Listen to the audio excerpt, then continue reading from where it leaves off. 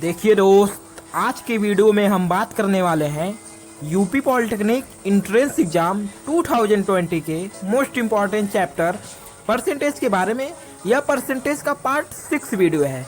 इसके पहले की वीडियो आपने नहीं देखा है तो इसका लिंक मैं अपने वीडियो की डिस्क्रिप्शन बॉक्स में दिया हूँ, वहाँ पर जाकर आप उस वीडियो को देख सकते हैं। जब तक आप इसके पिछले वाले वीडियो को नहीं देखेंगे तब तक यह वीडियो आपको समझ में नहीं आएगा। तो चलिए आज की वीडियो को शुरू करते हैं। देखिए आज का पहला क्वेश्चन लिया है,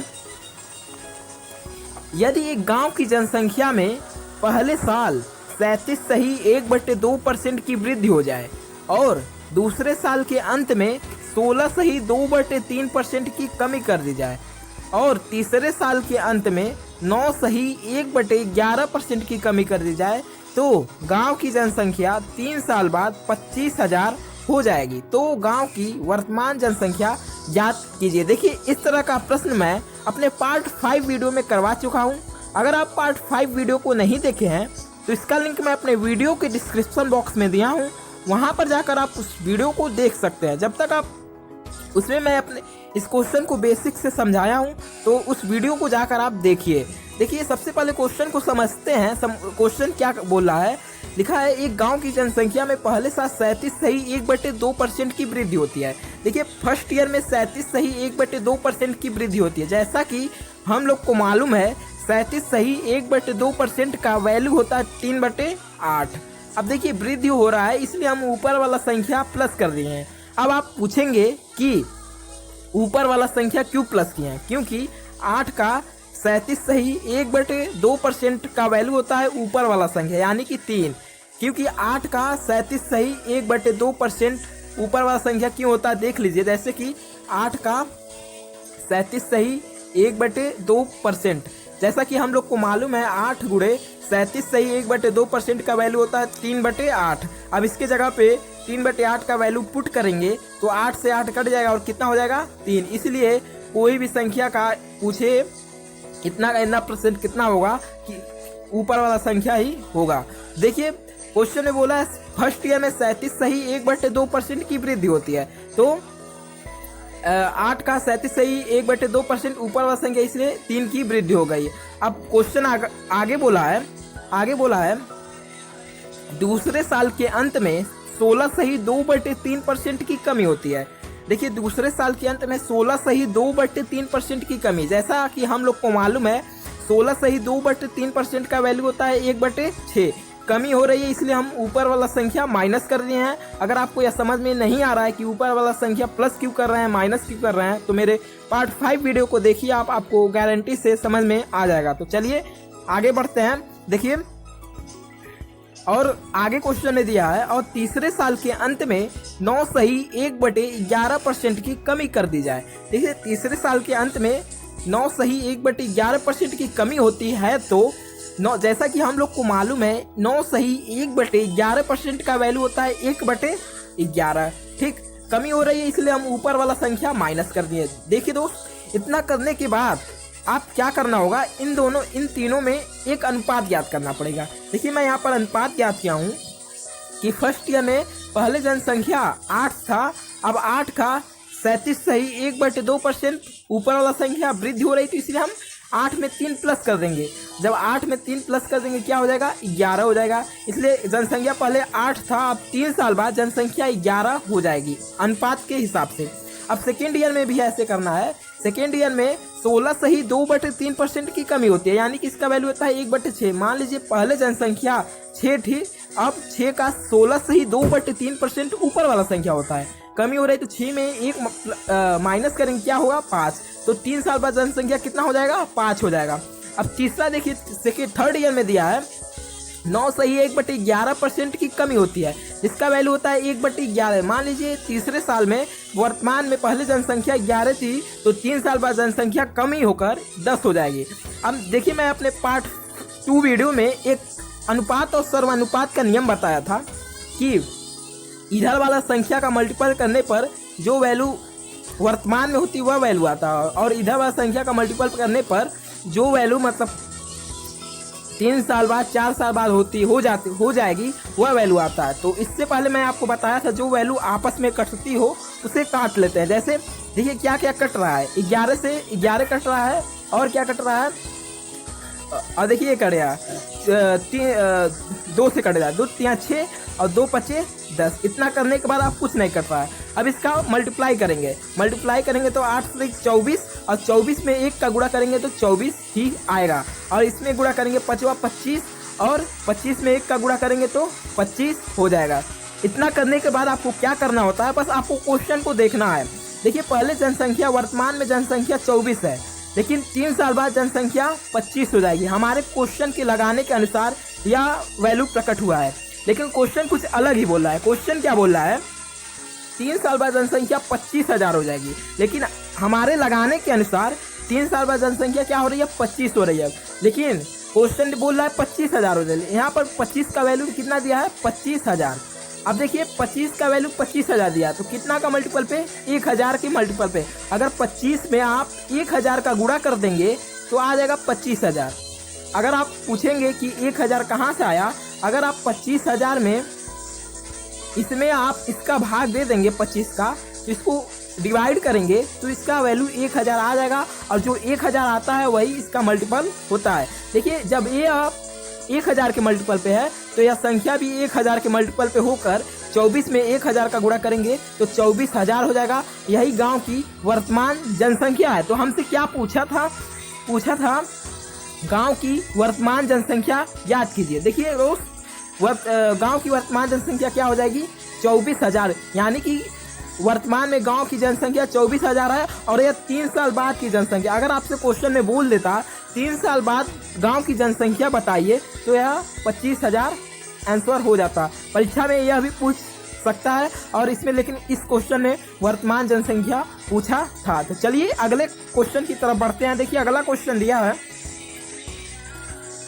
यदि एक गांव की जनसंख्या में पहले साल 16 से ही 2/3% की वृद्धि हो जाए, और दूसरे साल के अंत में 37 से ही 1/2% की कमी कर दी जाए, और तीसरे साल के अंत में 57 से ही 1/7% की वृद्धि कर दी जाए, तो गांव की जनसंख्या 3 साल बाद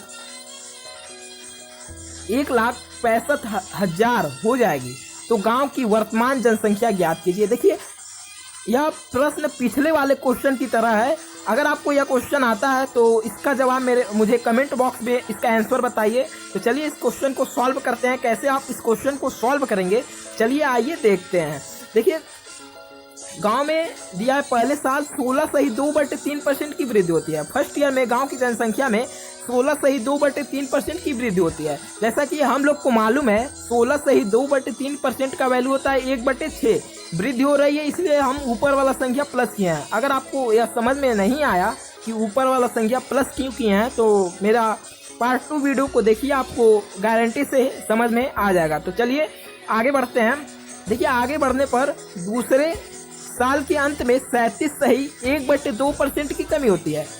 सेकेंड ईयर में 37 से ही 1/2% की कमी होती है। जैसा कि हम लोग को मालूम है 37 से ही 1/2% का वैल्यू होता है 3/8। कमी हो रही है इसलिए हम ऊपर वाला संख्या माइनस कर दिया।